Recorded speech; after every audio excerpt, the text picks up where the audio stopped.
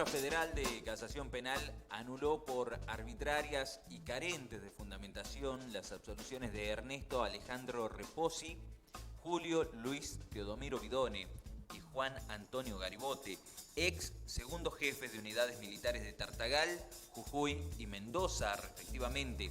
que tuvieron a su cargo bases instaladas en Tucumán. Ellos habían sido absueltos por los miembros del Tribunal Oral Federal de nuestra provincia en el marco de uno de los juicios realizados por el Operativo Independencia. Al mismo tiempo, los camaristas confirmaron las condenas de hasta prisión perpetua para varios acusados por crímenes de lesa humanidad cometidos en nuestra provincia entre los años 1975 y 1976, cuando fueron asesinados y desaparecidos militantes políticos, sindicales y de organizaciones sociales. Así, los camaristas Juan Carlos Gemignani y Mariano Hernán Borinsky de la Sala Tercera del máximo tribunal penal del país revisaron la sentencia del Tribunal Oral en lo Criminal Federal de Tucumán, integrado por Gabriel Casas, Carlos Jiménez Montilla y Juan Carlos Reinaga,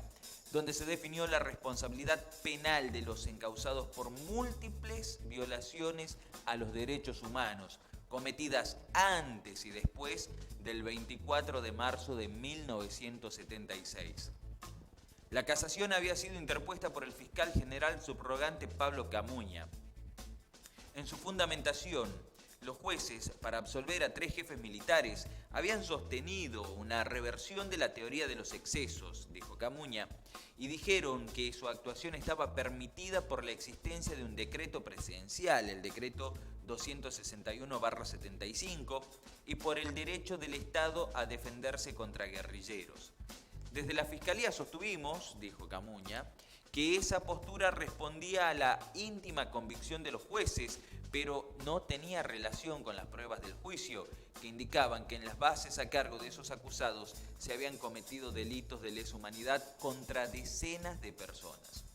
Adujo que no es posible comprender cómo el tribunal pudo tener por acreditadas las privaciones de la libertad y tormentos de la víctima de esta causa y al mismo tiempo considerar que las conductas de quienes estuvieron a cargo de las bases militares donde tuvieron lugar esos hechos hayan sido socialmente adecuadas o neutras, y expresó que al margen de admitirse o no la legalidad de la propia orden presidencial, no puede otorgarse legalidad y mucho menos negarle entidad de injusto a los graves crímenes contra la humanidad cometidos bajo ese amparo, que fue la forma en que los militares presentaron públicamente el inicio del terrorismo de Estado y su propio protagonismo a la sociedad. Finalmente, insistió en que la proclamación de una suerte de legalidad genérica del Operativo Independencia, por haber sido originado en una orden de un gobierno constitucional, le permitió poner las acciones criminales de los encartados al amparo de esa supuesta legalidad, pero fundada solamente en sus íntimas convicciones y no en los elementos probatorios de la causa. En la resolución entonces se ordena anular los puntos dispositivos por medios de los cuales absolvieron a Ernesto Alejandro Reposi, Juan Antonio Garibote y Julio Luis Teodomiro Bidone de los delitos que les fueron imputados en la causa Operativo Independencia y remitir las actuaciones a la jurisdicción de procedencia para su sustanciación, por lo que el Tribunal Oral deberá dictar una nueva sentencia acorde a derecho. Los camaristas además confirmaron las condenas por crímenes de lesa humanidad a Fernando Torres, Alberto Héctor Rafael Montes de Oca, José Carlos Owinski, Rolando Reyes Quintana, Félix Insaurralde, Hugo Javier Figueroa, Guillermo Agustín Ugarte, Juan Francisco Nogués, Benito Palomo, Ernesto Rivero, Luis Orlando Varela, Carlos Alberto Lafuente, Adolfo Ernesto Mur y Ricardo Oscar Sánchez, y confirmaron la constitucionalidad de la pena de prisión perpetua y de la inhabilitación establecida en el artículo 19, inciso 4 del Código Penal, que establece la suspensión del goce de toda jubilación, pensión o retiro civil o militar, cuyo importe será percibido por los parientes que tengan derecho a pensión.